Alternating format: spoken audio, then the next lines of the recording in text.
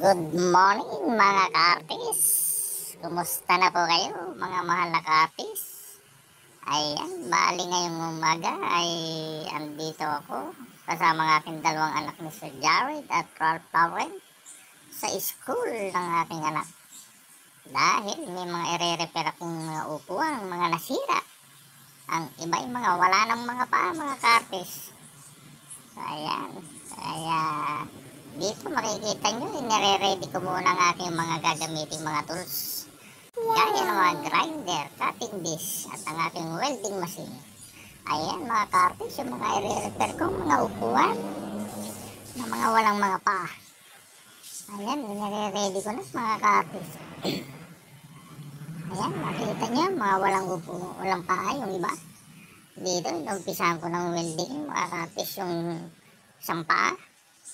At yan, pagkatapos ay na-welding ko yung paa, ay ilalagyan ko naman siya mga ka-artist ng brace na paikis para matibay o kontra para lumalaban siya. Yung mga ka-artist, dito lumipat ako ng pwesto sa labas dahil mahangin sa labas. Ginhawang gumawa.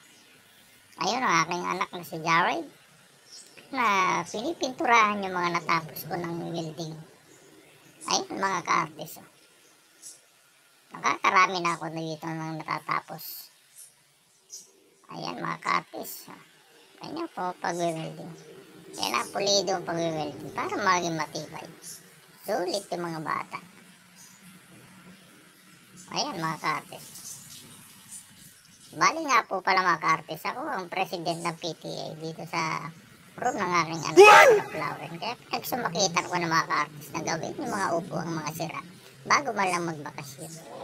Yun ang aking anak na Sir Lauren. Tumutulog na rin magpintura para mabilis ang trabaho mga ka-artist.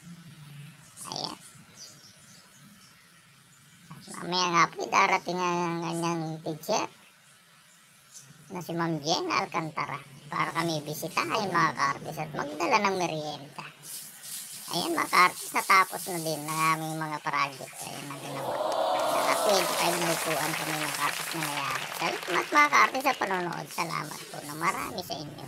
Please follow, like, and share mga ka-artist. Salamat.